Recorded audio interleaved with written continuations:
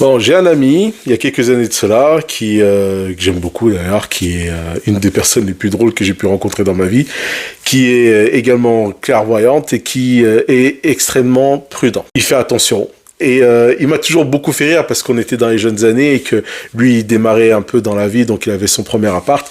Et il y avait des choses, voilà, qui avaient un coût qui était supérieur aux autres, qui était par exemple le chauffage, qui coûtait cher. Donc lui, il faisait très attention.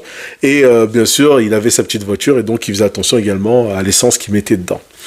Et cet ami, il est extraordinaire parce que en fait, il faisait attention à tout. Voilà, il faisait son budget course, il faisait son budget énergie, il faisait son budget vêtements, vous savez. Et dès qu'il avait une petite prime, ben, il la mettait de côté. Il mettait toujours de l'argent de côté. Et donc pour le coup, il était là. Et il conduisait sa petite voiture. Je me souviens, et d'ailleurs il se reconnaîtra sûrement, parce qu'il conduisait en fait une Citroën AX. Donc, nous on était contents parce que moi j'avais pas encore le permis à ce moment-là, et c'est vrai qu'il arrivait à nous amener des fois d'un point A à un point B, on était contents, mais il disait toujours attention, l'essence ça coûte cher, je veux bien vous dépanner les gars, mais bon, voilà. On fait quand même attention, on va pas n'importe où. Et donc, c'est un amour de personnage très drôle, extrêmement génial. Et un jour, en fait, on est revenu d'un match, un match de football, et voilà, c'était la nuit, on s'était dit au revoir, enfin bon, tout va bien, jusque-là. Et le lendemain, quand on se revoit, on apprend qu'il a eu un accident. Il a eu un accident de voiture.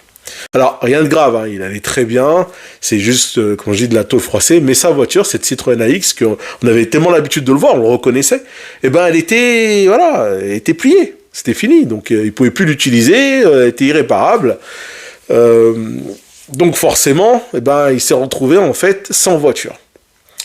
Et là, à ce moment-là, et ben il prend ses économies, et il se rachète une voiture, il se rachète une Renault 5, je me rappelle.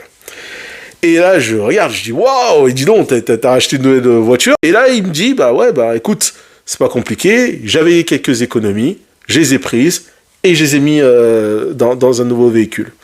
Et je lui ai dit, tous les sous que t'as économisés pendant tout ce temps-là, que t'as mis de côté, ça a servi uniquement à racheter un véhicule. Donc j'ai froissé la voiture tout seul, donc résultat, bah...